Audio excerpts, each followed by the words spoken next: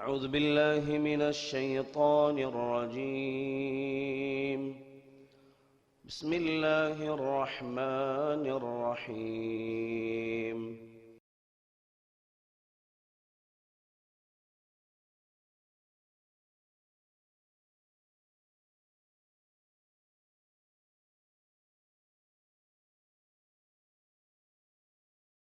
السلام عليكم ورحمة الله وبركاته. الحمد لله الملك الخلاق الكريم الرزاق يبسط يده بالرزق لمن يشاء من عباده ويقدر. أحمده سبحانه وأشكره وأشهد أن لا إله إلا الله وحده لا شريك له وأشهد أن محمدا عبده ورسوله. أما بعد فإن أصدق الحديث كتاب الله وخير الهدي هدي محمد صلى الله عليه وسلم وشر الأمور محدثاتها وكل محدثة بدعة وكل بدعة ضلالة وكل ضلالة في النار. فأعوذ بالله من الشيطان الرجيم. بسم الله الرحمن الرحيم.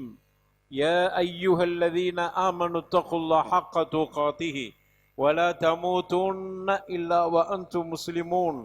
رب اشرح لي صدري ويسر لي أمري واحلل عقدة من لساني يفقه قولي. اللهم صل على محمد وعلى آل محمد كما صليت على إبراهيم وعلى آل إبراهيم إنك حميد مجيد. اللهم بارك على محمد وعلى آل محمد كما باركت على إبراهيم وعلى آل إبراهيم إنك حميد مجيد. எல்லா புகழும் புகழ்ச்சியும் ஏக இறைவன் அல்லாஹ் ஒருவனுக்கே உண்டு. சாந்தி சமாதானம் நபிகள் நாயகம் ரசூலுல்லாஹி ஸல்லல்லாஹு அலைஹி வஸல்லம் அவர்கள் மீதும் அவர்கள் உற்றார் உறவினர்கள் சஹாபா தோழர்கள் தாபிஈன்கள் தபஉ தாபிஈன்கள் குறிப்பாக நம் அத்துணை பேர்கள் மீதும் என்றும் நலவட்டுமாக. அன்பான சகோதரர்களே, பெரியவர்களே, தாய்மார்களே, இன்றைய ஹுத்பா பேருரையின் தலைப்பு அல்லாஹ் அடியார்களுக்கு வாழ்வாதாரத்தை வழங்குகிறான். கடந்த வாரத்தில் ஹலால் ஹராம் சம்பந்தமான சில செய்திகளை நாம் நம்முடைய ஹுத்பாவில் குறிப்பிட்டோம். பெரும்பகுதி அவசரமான இந்த உலகத்தில் வாழ்வாதாரத்தில் நமக்கு நெருக்கடி ஏற்பட்டு விடக்கூடாது, கஷ்டம் ஏற்பட்டு விடக்கூடாது, நஷ்டம் ஏற்பட்டு விடக்கூடாது. நம்மளை நம்பி நம்முடைய மனைவியிலிருந்து மக்கள், பெற்றோர்கள் என்று இப்படி ஒரு பெரும் பொறுப்பு நமக்கு இருக்கிறது என்கிற ஒரு நிலையில்தான் அவைகளில் நாம் சிரமப்பட்டு விடக்கூடாதே என்பதற்காக வேண்டிதான் பல பேர் ஹராம் ஹலால பெருசா எடுத்துக்கொள்வதில்லை. அது அல்லாமல் ஹராம் ஹலால் விஷயத்தில் கவனக்குறைவாக இருக்க வேண்டும் என்கிற எண்ணம் அல்ல. சம்பாதிக்கணும், அதற்கு ஒரு வழி. அந்த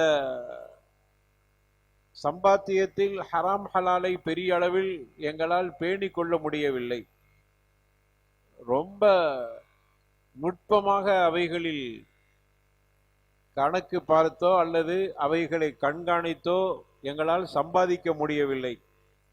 எனவே அறியாமலே ஹராம் ஹலால் உள்ளே நுழைந்து விடுகிறது என்கிற ஒரு சாக்கு போக்கு சொல்லக்கூடிய நிலையை பார்க்கிறோம். அல்லது அச்ச நிலை, வறுமையில் வாடி விடுவோமோ என்கிற ஒரு வகையான பயம். எனவே இவைகளை கவனத்தில் வைத்துதான் இன்றைய ஹுத்பாவின் தலைப்பு எடுக்கப்பட்டிருக்கிறது. நமக்கு ரிஸ்க் வழங்கக்கூடிய பொறுப்பை அல்லாஹ் எடுத்துக்கொண்டான். கவனத்தில் வைத்துக் கொள்ளுங்கள். அல்லாஹ்வுக்கு ஒரு பெயர் இருக்கிறது, அர் ரஸாக் என்கிற பெயர் இருக்கிறது. அல்லாஹ் ரஸாக், அரபியில சொல்லுவாங்க ஃபஆல் என்கிற வஸன் என்கிற அமைப்பில் வரக்கூடிய வினை சொற்களுக்கெல்லாம் ஒரு அழுத்தமான அர்த்தம் கொடுப்பாரு. அல்லாஹ் வெறும் அவன் ரிசுக்கு கொடுக்கிறவன் இல்ல, ரஸாக். அவன் அதிகம் அதிகம் ரிசுக்கை வழங்கக்கூடியவன், பொருளாதாரத்தை, வாழ்வாதாரத்தை. ரிசுக் என்பது நம்ம உணவு என்று சுருக்கி பார்த்து விடக்கூடாது. ரிசுக் என்கிற வார்த்தைக்கு உணவு என்கிற அர்த்தம் இருக்கிறத மாதிரி ரிசுக் என்கிற வார்த்தைக்கு வாழ்வாதாரம் என்றும் அர்த்தம் இருக்கிறது. ரிசுக் என்பது எனக்கு ஆடையை ரிசுக்காக கொடுத்திருக்கிறான், எனக்கு வீட்டை ரிசுக்காக கொடுத்திருக்கிறான், குழந்தையை ரிசுக்காக கொடுத்திருக்கிறான், இவைகளுக்கும் ரிசுக் என்று சொல்வார்.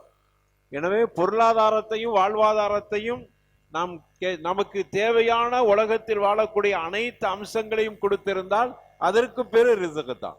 எனவே ரஸாக் என்கிற பெயரை அல்லாஹ் எடுத்திருக்கிறான். அவன் நம்முடைய வாழ்வாதாரத்தை கொடுக்கக்கூடியவனாக இருக்கிறான் என்கிற நம்பிக்கையை முதல்ல நாம் வைத்துக் கொள்ள வேண்டும். இன்னல்லாஹ யர்ஸுகு மன் யஷாஅ பிகைரி ஹிசாப், நம் எல்லோருக்கும் தெரிந்த வசனம் தான். நிச்சயமா அல்லாஹ் கணக்கில்லாமல் அவர் நாடியவர்களுக்கு உணவளிக்க, வாழ்வாதாரம் அளிக்க தயாராக இருக்கிறான். அதே மாதிரி இன்னொரு வசனத்தில் சொல்கிறான், 11ஆம் அத்தியாயம் 6வது வசனத்தில், வமா மின் தாப்பத்தின் ஃபில் அர்தி இல்லா அலல்லாஹி ரிஸ்குஹா.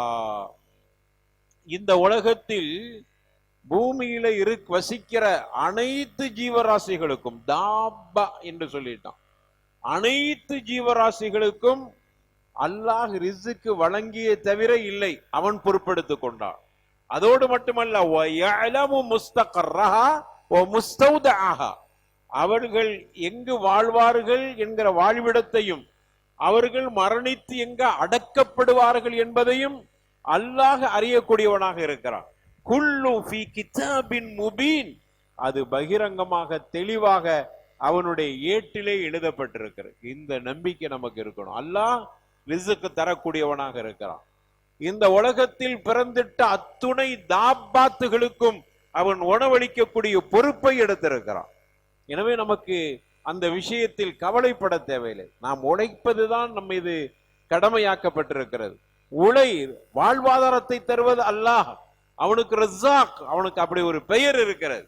எனக்கு இந்த உலகத்தில் என்று ரிஸ்க் முடிகிறதோ அன்று என்னை துனியா விட்டு அல்லாஹ் எடுத்து விடுவான்.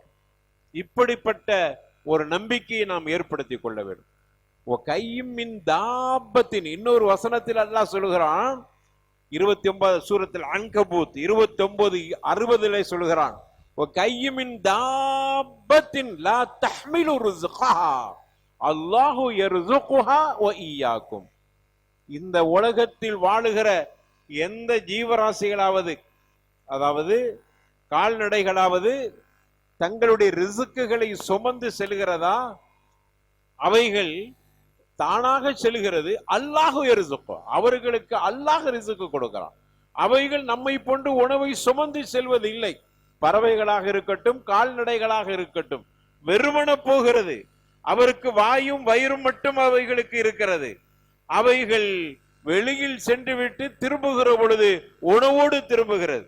அவர்களுக்கு அல்லாஹ் அதைத்தான் சொல்கிறான், கையுமின் தாபத்தின், எத்தனையோ தாபாத்துகள் உலகத்தில் வாழுகிற மிருகங்கள் இருக்கிறதே, அவைகள் லா தஹ்மிலு ரிஸ்கஹா, அதனுடைய உணவை அது சுமந்து செல்லவே இல்லை. அல்லாஹு யர்ஸுகுஹா, அல்லாஹ் அவர்களுக்கு உணவை கொடுக்கிறான் அப்படின்னு சொல்லிட்டு அல்லாஹ் சொல்றான், பயப்படாத, அந்த மிருகங்களுக்கு உணவு கொடுக்கிறவன் ஒய்யாக்கும், உங்களுக்கும் அவன் ரிஸ்க் கொடுக்கிறான். இந்த நம்பிக்கை வந்துட்டா நம்முடைய வியாபாரத்துல பொய் தேவையில்லை, ஏமாற்று தேவையில்லை, அடுத்தவனை பார்த்து போராமப்பட தேவையில்லை, நாம் எங்கேயும் எந்த கம்பெனியும் சூறையாட தேவையில்லை, பிறரை ஏமாற்ற தேவையில்லை, நோய் இல்லை. எனவே இப்படிப்பட்ட ஒரு சிறப்பான ஒரு வாய்ப்பை அல்லாஹ் நமக்கு தந்து விடுவான். நம்முடைய நம்பிக்கை என்னன்னா, எனது ரிஸ்க் அல்லாஹ்வுடைய கையிலே இருக்கிறது என்கிற நம்பிக்கையை நாம் ஏற்படுத்திக் கொள்ள வேண்டும். அதனால தான் அல்லாஹ் சொல்றான், வலா தக்துலு அவுலாதக்கும் ஹஷியத இம்லாக், வறுமைக்கு பயந்து உங்களுடைய பிள்ளைகளை கொன்று விடாதீர்கள். நஹ்னு நர்ஸுகுஹும் வ இய்யாக்கும், அவர்களுக்கு நாம் தான் உணவு கொடுக்கிறோம். 3 பிள்ளை ஆயிடுச்சு, 4 பிள்ளை ஆயிட்டு பயப்படாதீங்க, அவர்களுக்கு நாம் தான் உணவு கொடுக்கிறோம். உங்களுக்கு நாம் தான் உணவு தருகிறோம். அப்ப ஏன் பயப்படுறீங்க? அந்த பொறுப்பு எனது கையில் இருக்கிறது என்பதை அல்லாஹ் ரப்பல் ஆலமீன் தனது திருமறையிலே தெளிவுபடுத்துகிறான். அல்லாஹ் நம்மிடத்துல சொல்லுகிற பொழுது அடிக்கடி கேள்விப்படுகிற வசனம், அதனுடைய தொடர்ல சொல்றான், உங்கள்கிட்ட இருந்து எந்த விஷயத்தையும் அல்லாஹ் நாடவில்லை, அவனுக்கு தேவையில்லை. உங்கள்கிட்ட இருந்து ஏதாவது அல்லாஹ் கேட்கிறானா? அல்லாஹ் சொல்வதெல்லாம் என்னை வணங்கு, உன்னை படைத்ததனுடைய நோக்கம் என்னை வணங்கு, அவ்வளவுதான். உங்ககிட்ட இருந்து அல்லாஹ் எதையும் எதிர்பார்க்கவில்லை, உங்கள்கிட்ட இருந்து உணவையும் அவன் எதிர்பார்க்கவில்லை. மாறாக அவன் தான் உங்களுக்கு உணவை கொடு. இன்னல்லாஹு ரஸாக்குங்கிறான். அல்லாஹுதான் ரஸாக், வாழ்வாதாரத்தை கொடுக்கக்கூடியவனாக, துல் குவத்தில் மத்தீன், உறுதிமிக்க பலமிக்கவனாக இருக்கிறான். ரொம்ப துல் குவாங்கிறான், அவன் மிக சக்தி வாய்ந்தவனாக இருக்கிறான். இந்த அகீதா, இந்த சிந்தனை, இந்த கொள்கை நம்மிடத்தில் வர வேண்டும். அப்படி வந்துருச்சுன்னா நமக்கு ரிசுக்கை பற்றி பயம் இல்லை என்று வருகிற பொழுது நாம் பொய் சொல்றதிலிருந்து, வியாபாரத்தில் பொய் சொல்றதிலிருந்து நம்மை பாதுகாத்துக் கொள்வோம். நாம் திருடுவதிலிருந்து நம்மை பாதுகாத்துக் கொள்வோம். ஏன்னா அல்லாஹ் ரிசுக்கை அவன் பொறுப்பெடுத்துக் கொண்டான். நம்முடைய வேலை என்ன? அதையும் சொல்றான், ஹுவல்லதி ஜஅலலக்கும் அல்-அர்த ஸலூலாங்கறான். இந்த பூமியை உங்களுக்கு ஸலூல், லேசாக்கி வைத்திருக்கிறோம், நல்ல சிறப்பாக்கி. எங்கேயாவது நீங்க வியாபாரத்துக்காக வேண்டி பயணமாகணுமா, அதற்குண்டான எல்லா சௌரியங்களையும் செய்திருக்கிற ஸலூலன். நீங்க செய்ய வேண்டியது ஃபம்ஷூ ஃபீ மன்னகிபிஹா, நீங்க செய்ய வேண்டியது உலகத்தில் இருக்கிற பல இடங்களுக்கு செல்லுங்கள். ஒகுலு மிர் ரிஸ்கி, அவன் கொடுக்கிற ரிஸ்கை நீங்கள் சாப்பிடுங்கள். தருவது அவன், உங்களுடைய வேலை முயற்சி செய்வது. இன்னொரு இடத்துல சொல்றான், உங்களுடைய உணவு வானத்தில் இருக்கிறது, அல்லாஹ் அங்க தயார்படுத்தி வச்சிருக்கிறான் என்று ரப்புல் ஆலமீன் அவர் ரஸாக் என்பதை அழகாக தெளிவுபடுத்துகிறான். உமர் கத்தாப் ரலியல்லாஹு அன்ஹு ரசூலுல்லாஹி ஸல்லல்லாஹு அலைஹி வஸல்லம் அவர்கள் சொல்வதாக ஒரு விஷயத்தை பதிவு செய்றாங்க. லவ் அன்னக்கும் குன்தும் தவக்கலூன அலல்லாஹ் ஹக்க தவக்குலிஹி, நீங்க அல்லாஹ் மீது நம்பிக்கை வைப்பதாக இருந்தால், அல்லாஹ்வை சார்ந்திருத்தல் என்பதில் உறுதியோடு இருக்க வேண்டுமானால், ஹக்க தவக்குலிஹி, உண்மையான தவக்குலை நீங்கள் ஏற்படுத்திக் கொள்ளுங்கள். லருஸிக்தும் கமா யுர்ஸகு தைரு, பறவையை பாருங்களேன், அது அதற்கு அல்லாஹ் உணவு கொடுக்கிறான். தகுது ஹிமாசா, அது தன்னுடைய கூட்டிலிருந்து பகலிலே புறப்படுகிற பொழுது ஹிமாஸ், வயிறோடு புறப்படுகிறது, பட்டினியோடு புறப்புகிறது. அது திரும்பி வருகிற பொழுது பதான், வயிறு நிறைந்து திரும்பி வருகிறது. எப்படி அல்லாஹ் ரிசுக்கு கொடுக்கிறானா இல்லையா? அது ரிசுக்கை சுமந்து செல்கிறதா? கொடுத்தானா இல்லையா அல்லாஹ்? நீ முயற்சி செய், அல்லாஹ் உனக்கு தருவான். ஏன் ஹராமுக்கு போறீங்க? ஹலாலாவே உங்களுடைய தேட்டத்தை, உங்களுடைய தலபை உருவாக்கி கொள்ளுங்கள். நீங்க ரிசுக்கு ஹலாலா தேடுங்க, அல்லாஹ் உங்களுக்கு பரக்கத்து செய்வான். அதனால நஷ்டமடைய போறது இல்லை, அதனால பாதிப்பேற போடுவதில்லை, அதனால நம்ம செத்து போவோம் என்கிற அச்சம் தேவையில்லை. ரிசுக்குடைய பொறுப்பு அல்லாஹுடைய கையில இருக்கிறது. பறவைக்கு உணவளிக்கக்கூடிய ரப்பு ஏன் உனக்கு தரமாட்டான்? இதைத்தான் இந்த செய்தியின் மூலமாக நமக்கு தெளிவுபடுத்துகிறார். நிறைய பேர் இப்படி நினைக்கிறோம், சம்பாதிக்கிறதுக்கு புத்திசாலித்தனம் வேணும் என்று. சம்பாதிப்பதற்கு புத்திசாலித்தனம் வேணும் என்றால், நிறைய பேரு புத்தி இல்லாதவர்கள், அறிவற்றவர்கள் வசதி வாய்ப்பில் இருக்கிறார். நிறைய ஆலிம்கள் வறுமையிலே இருக்கிறார். இதைத்தான் ஒரு அரபு கவிஞர் அழகா சொல்றாரு, ஒலவு கானத்தில் அர்ஸாகு தஜ்ரி அலல் ஹிஜா ஹலக்ன இதன் மின் ஜஹ்லிஹின்ன அல் பஹாயிமு என்று படிக்கிறார்.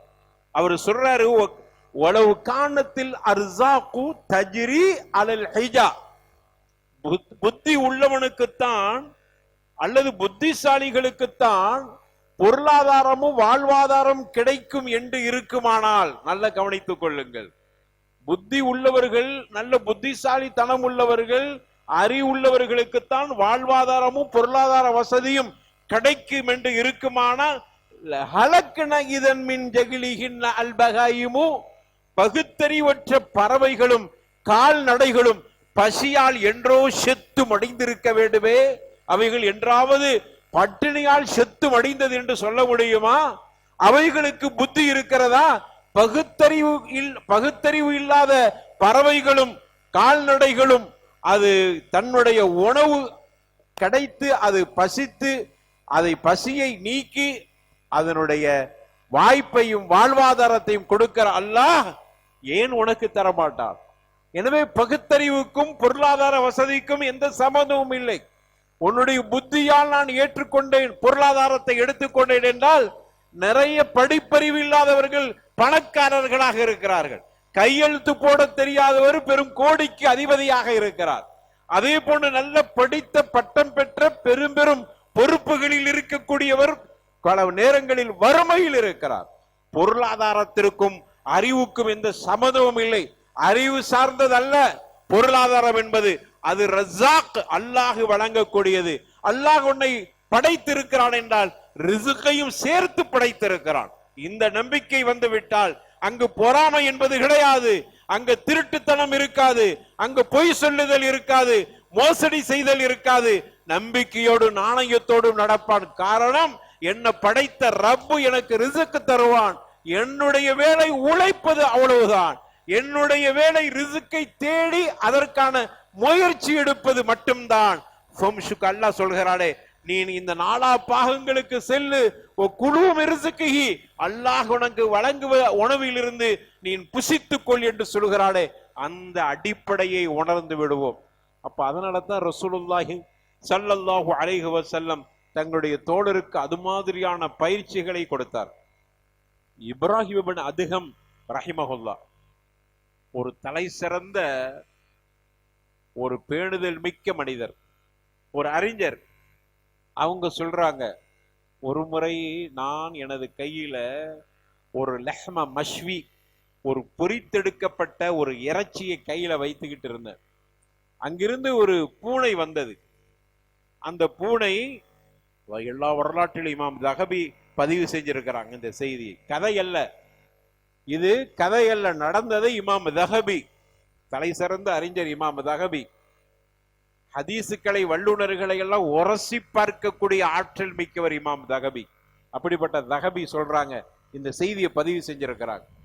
இப்ராஹிம் அதுகம் உடைய இப்னு தைமியாவுக்குலாம் முன்னாடி உள்ளவங்க இப்ராஹிம் அதுகம்.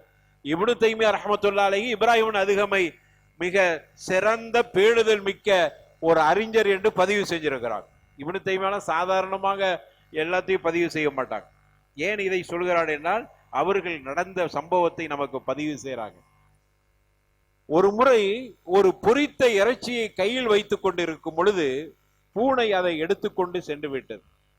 எடுத்துட்டு ஓடுது, என் கையில இருந்து பறிச்சு ஓடிடுச்சு. அந்த பறித்து ஓடுகிற பொழுது நானும் பின்னாடி போய் என்ன நடக்கிறது என்று பார்த்தேன். எங்க போகுது? அதை எடுத்தாங்கிறது சாப்பிட வேண்டியது, எங்க கொண்டுட்டு போகுது? அது போகிறது, ஒரு பொந்தை தேடி போகிறது.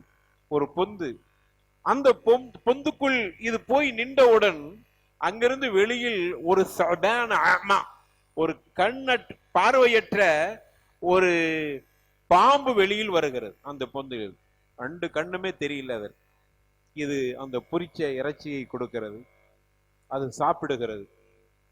இதை பதிவு செஞ்சுட்டு சொல்றாங்க, ரஃபஅ ரஜுலு ரஅஸஹு இல ஸமா, வானத்தை நோக்கி கொண்டு, சுப்ஹானக யா மன் சக்கர்தல் அஅதா யர்ஸுகு பஅதுஹும் பஅதா. பெரிய ஆச்சரியம். சுப்ஹானக, அல்லாஹ் உன்னை துதிக்கிறேன். விரோதிகள் ஒவ்வொன்றுக்கு ஒவ்வொன்று விரோதி. பூனைக்கு விரோதி பாம்பு, பாம்புக்கு விரோதி பூனை, ஒவ்வொன்றுக்கு ஒவ்வொன்று விரோதியாக இருக்கிற இந்த சந்தர்ப்பத்தில் அந்த விரோதிகளின் மூலமாகவே ஒன்றுக்கு உணவளிக்கிற ஆற்றல் மிக்கவனை, அப்படிப்பட்ட அம்சத்தை வசப்படுத்தி கொடுத்திருக்கிறாயே. சுப்ஹானக, அல்லாஹ் உன்னை நான் துதிக்கிறேன்.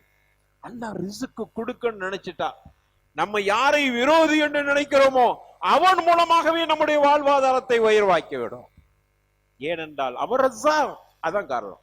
ஏன் அப்படி செய்கிறான் என்றால் அவர் ரஸாக். அவர் ரிஸ்க் உனக்கு கொடுக்க வேண்டும். அவன் தனக்கு தானே கடமையாக்கி கொண்டான். அடியாறுகளுக்கு வாழ்வாதாரத்தை கொடுப்பதை தனக்குத்தானே கடமையாக்கி கொண்டான், எப்படியும் தருவான். குருட்டு பாம்புக்கு அதனுடைய விரோதியாகிய ஒரு பூனை கொண்டு போய் ரிசுக்கை கொடுக்கிறது. அது எனக்குள்ள ரிசுக்கு நினைத்த, என் கையில் உள்ள ரிசுக்கு எனக்குரியது என்று நினைக்கிறோம். நினைச்சாங்கல்ல, எனக்குள்ள ரிசுக்கு என்று நினைக்கிற பொழுது இல்லை, அது உனக்கு இல்லை. உனது கையில் இருந்தாலும் உன்னுடைய வாய்க்கு எட்டாது. அது அல்லாஹ் நாடிவிட்டான், அது வேற ஒன்றுக்கு அந்த ரிசுக்கு செல்ல போகிறது. அவர்களுக்கு அதை அல்லாஹ் ரிசுக்காக கொடுக்க போகிறான்.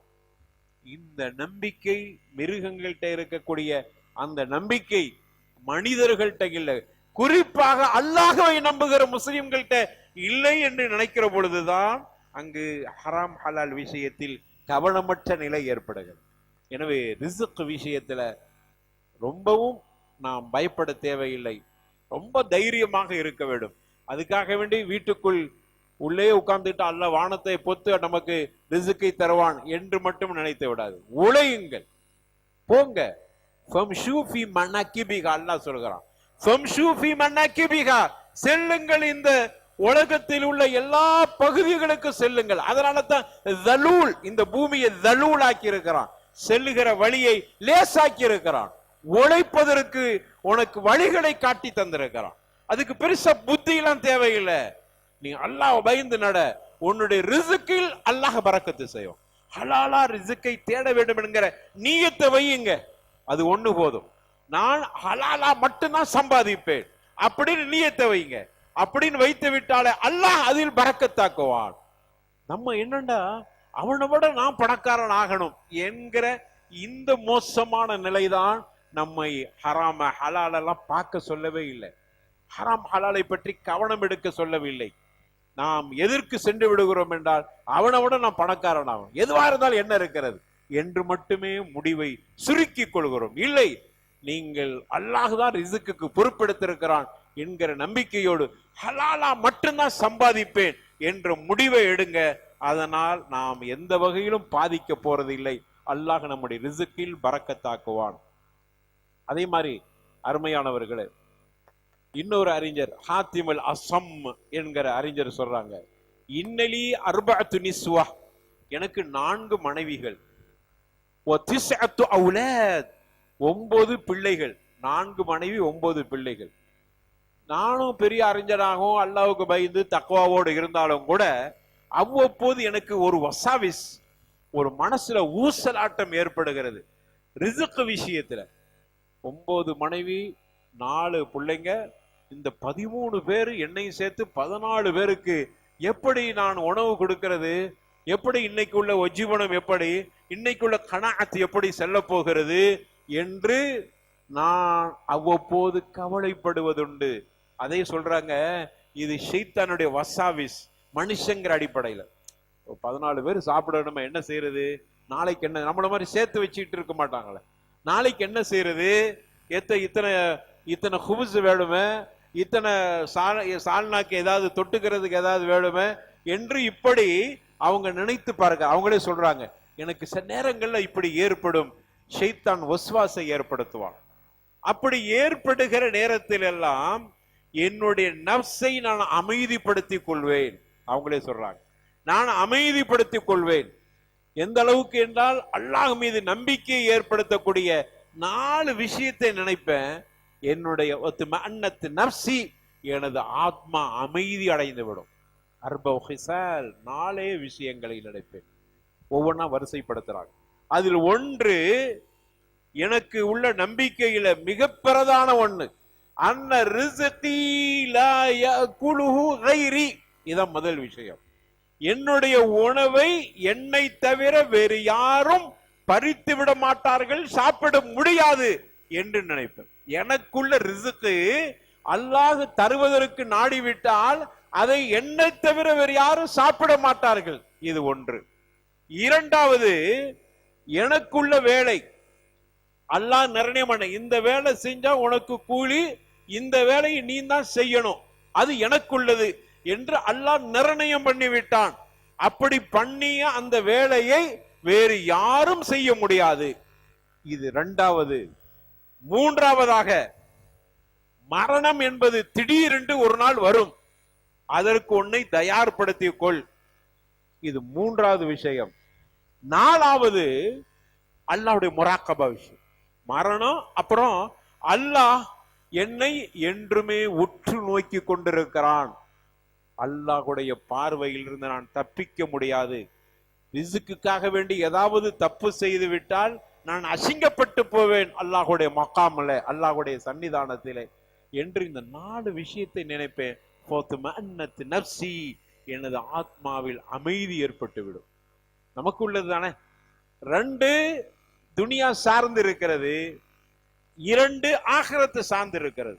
1 ரிஸ்க் சார்ந்து, மற்றொன்று எனது உழைப்பு சார்ந்து, 3வது எனது மரணம் சார்ந்து, 4வது முராக்கபத்துல்லாஹ், அல்லாஹ் என்னை கண்காணித்துக் கொண்டிருக்கிறான். இந்த 4 வகையான சிந்தனைகள் எனக்கு வருகிற பொழுது என்னுடைய 4 மனைவி விஷயத்திலும் சரி, எனக்குள்ள 9 குழந்தைகள் விஷயத்திலும் சரி, எனக்கு எந்த அச்சமும் ஏற்படுவதில்லை. உழைக்கிற அதுக்காக, அதனாலதான் சொன்னாங்க எனது வேலையை நான் தான் செய்யணும், நான் அதுக்காண்டி உழைக்க போவேன், எனக்கு கிடைக்கிறது கிடைக்கும். அதை கொண்டு எனக்கு பட்டினி இல்லாமல் நாங்கள் அழகான முறையில வாழ முடிந்தது, மனசு அமைதியாக இருந்தது. ஏதாவது நேரத்தில் ஷைத்தான் இப்படி வருகிற பொழுது அந்த ஷைத்தானுக்கு நான் முக்கியத்துவம் கொடுத்தால் என்ன செய்ய வேண்டியது வரும்? பொய் சொல்ல வேண்டியது வரும், திருட வேண்டியது வரும், ஏமாற்ற வேண்டியது வரும், அபகரிக்க வேண்டியது வரும், இப்படியான வேலைகளுக்கு செல்ல வேண்டியது வரும். ஷைத்தானுக்கு இடம் கொடுக்காம என்னுடைய ஆத்மாவை அமைதிப்படுத்த வேண்டுமானால் இந்த நாளையும் அல்லாஹ் பார்த்துக்கிட்டு இருக்கிறான். ஒரு நாளைக்கு திடீரென்று அந்த தப்பான வேலையை செஞ்சிருக்க மூத்து வந்துடக்கூடாது. அடுத்தது என்னுடைய ரிஸ்க் அல்லாஹ் எனக்கு தந்து விடுவான், என்னுடைய மனைவியுடைய ரிஸ்க் அவன் தந்து விடுவான், எனது பிள்ளைகள் ரிஸ்க் அவன் தந்து விடுவான். அல்லாஹ் ரிஸ்க் அளிக்கிறான், எனக்கு மட்டுமல்ல என்னுடைய பிள்ளைகளுக்கும் அவன் தான் ரிஸ்க் கொடுக்கிறான். அதனால் நான் உழைக்கணும், என்னுடைய வேலையை யாரும் அபகரிக்க முடியாது. இந்த 4 அம்சங்களும் என்னை அமைதிப்படுத்தி கொள்ளும் என்று இமாம் ஹாத்திப் அல் அஸம் என்று சொல்லக்கூடிய அறிஞர் அவர்கள் இப்படி பதிவு செய்கிறாங்க. எனவே அருமையானவர்களே, இந்த நம்பிக்கை நமக்கு என்று வருகிறதோ, நம்ம கிட்ட இருக்கக்கூடிய அந்த தவறுகள், நம்ம கிட்ட இருக்கக்கூடிய தப்பான எண்ணங்கள் அனைத்தும் நம்மை விட்டு எடுபட்டு போய்விடும். அல்லாஹ்வுடைய நம்பிக்கை, அல்லாஹ் ரஸாக் என்கிற அசைக்க முடியாத நம்பிக்கையை நாம் வைத்துக் கொள்வோம். அல்லாஹ் ரப்பல் ஆலமீன் அனைவர்களுக்கும் வாழ்வாதாரத்தையும் ரிஸ்கையும் வழங்கக்கூடியவன். நமக்கும் அப்படி தட்டில்லாத ரிஸ்கை அல்லாஹ் வழங்க வேண்டும் என்று அல்லாஹ்விடத்தில் துஆ செய்து கொள்வோம். அல்லாஹ் ஏற்றுக்கொள்வானாக. ஆகிரு தஅவானா அனில் ஹம்துலில்லாஹி ரப்பில் ஆலமீன். அல்ஹம்துலில்லாஹ் வஸ்ஸலாத்து வஸ்ஸலாமு அலா ரசூலில்லாஹ் வஅலா ஆலிஹி வஸஹ்பிஹி அஜ்மஈன். அம்மா பஅத். அன்பான சகோதரர்களே, அல்லாஹ் ரிஸ்க் எல்லோருக்கும் வழங்குவான் என்பது நமது நம்பிக்கை. அல்லாஹ் அப்படி வாக்குறுதி கொடுக்கிறான். அப்படியானால் நமக்கு ஒரு சந்தேகம் வருகிறது. எப்படி உணவு தட்டுப்பாடு, பஞ்சம், பட்டினி என்கிற இப்படியான விஷயங்களை அடிக்கடி நாம கேள்விப்படுகிறோம். உணவு பற்றாக்குறை என்றெல்லாம் நாம் கேள்விப்படுகிறோம். இது எப்படி? அல்லாஹ் ரிஸ்க் தரக்கூடியவன், ஏன் பட்டினி சாவுகள்லாம் ஏற்படுகிறது? எந்த அளவுக்குண்டா இன்னைக்கு உலகளாவிய பட்டினி தினம் என்று ஒரு தினத்தை வச்சிருக்கிறோம். நான் நினைக்கிறேன் மே மாசம், சரியான எனக்கு அந்த செய்தி தெரியல, மே மாசத்துல ஒரு நாள் பட்டினி தினம் அப்படின்னு ஒரு தினத்தை வைத்திருக்கோம். அப்ப அப்படி இருக்குதே, அல்லாஹ் ரிஸ்க் அல்லாஹ் தரக்கூடியவன். அல்லாஹ் அனைத்து ஒமாமின் தாப்பா அப்படிங்கிற அல்லாஹ் எல்லா ஜீவராசிகளுக்கும், இந்த பூமியில இருக்கிற ஜீவராசிகளுக்கெல்லாம் அல்லாஹ் ரிஸ்க் வழங்குவதாக வாக்களிக்கிற பொழுது ஏன் பட்டினி சாவுகள் ஏற்படுகிறது என்று சொன்னால், ஒரு ஆய்வு புள்ளி விவரத்தை இங்கு சொல்கிறேன். உலகத்தில் ஒவ்வொருவர்களும் பசியை தீர்க்கக்கூடிய அளவுக்கு போதுமான உணவும் உற்பத்தியும் செய்யப்படுகிறது. ஒரு புள்ளி விவரம் சொல்கிறது. உலகத்தில் வாழுகிற அத்துணை பேர்களும் சாப்பிடக்கூடிய அளவில் உணவு உற்பத்திகள் செய்யப்படுகிறது. இத உலகளாவிய ஒரு ஆய்வு குறிப்பு இதை நமக்கு தெளிவுபடுத்துகிறது. ஆனால் கிட்டத்தட்ட 82.8 கோடி பேர்கள் பட்டினியாலும் பசியாலும் அவர்கள் தினமும் இரவில் உறங்கச் செல்கிறார். அப்ப இதுவும் நடக்கத்தான் செய்கிறது. உணவு எப்படி இருக்கிறது என்றால் எல்லோரும் சாப்பிடுகிற அளவுக்கு உணவுகள் உற்பத்தி செய்யப்படுகிறது. ஆனால் கிட்டத்தட்ட 82 கோடி நபர்கள் பட்டினியால் இரவு தூங்க செல்கிறார்கள் என்பதையும் இங்கு பதிவு செய்ய நாம் புரிந்து கொள்ள வேண்டும். இப்படி நடக்கத்தான் செய்கிறது. அதில் 3 ஒருவர் யார் என்றால் பெண்கள். இப்படிப்பட்ட ஒரு பரிதாபம் நடந்து கொண்டுதான் இருக்கிறது. ஒவ்வொரு நேரமும் மக்களின் பட்டினி என்கிற அந்த எண்ணிக்கை கூடிக்கொண்டுதான் இருக்கிறது. இந்தியாவுல மட்டும் உற்பத்தியாகிற உணவு கிட்டத்தட்ட 40% பாழாக்கப்படுகிறது. அதில் 1/3 பங்கு சாப்பிடுவதற்கு முன்னால் கெட்டுப்போன உணவாக ஆகிவிடுகிறது. யாரு மீது குற்றம் இது? யாரு செய்கிற அநீதம் இது? எங்க உணவு? அல்லாஹ் ரப்பல் ஆலமீன் எல்லா ஜீவராசிகளுக்கு உணவை கொடுக்க தயார். நம்முடைய பங்கீட்டில் ஏற்படுகிற குளறுபடிகள், கோளாறுகள், நிர்வாக திறமையற்ற நிர்வாகிகள், இதனால தான் இன்னைக்கு நம்முடைய நாட்டிலே இந்த அளவுக்கு வறுமை, இந்த அளவுக்கு பிரச்சனை. 40% உணவுகள் பாழாக்கப்படுகிறது. 1/3 பகுதி உணவுகள் அது கெட்டு விடுகிறது, சாப்பிடுவதற்கு முன்னால் வீணாக்கப்படுகிறது. அதனுடைய மதிப்பை கூட குறிப்பிடுறாங்க. அதனுடைய மதிப்பு என்ன தெரியுமா? ஆண்டுக்கு 92,000 கோடி ரூபாய்.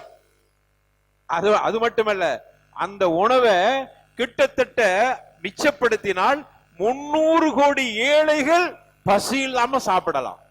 இது ஒரு ஆய்வு குறிப்பு, நம்ம சொல்லுகிற குறிப்பு அல்ல, இது அரசாங்கத்தால் கொடுக்கப்படுகிற குறிப்பு.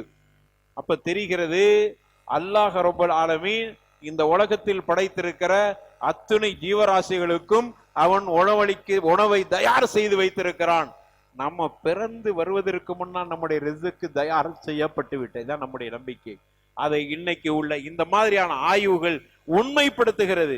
பட்டினி சாவு போன்றவைகள் மூலமாக அல்லாஹ் ரஸாக் என்கிற அந்த பண்பு, அந்த பெயர் அடிபட்டு போகாது, பொய்யாக்க முடியாது. அது நிர்வகிக்கக்கூடிய நிர்வாகிகளுடைய கோளாறு, அரசாங்கத்தின் கோளாறு, அவர்களுடைய பங்கீடு முறைகளில் ஏற்படுகிற மிக மோசமான பங்கீடு நிலை, லஞ்சம் போன்றவைகள், பிறருடைய ஏழைகளுடைய அவர்களுடைய சொத்துக்களையும் சுகங்களையும் அங்கு உறிந்து கொண்டிருக்கக்கூடிய அப்படிப்பட்ட ஆட்சி தலைவர்களுடைய ஏழாமை.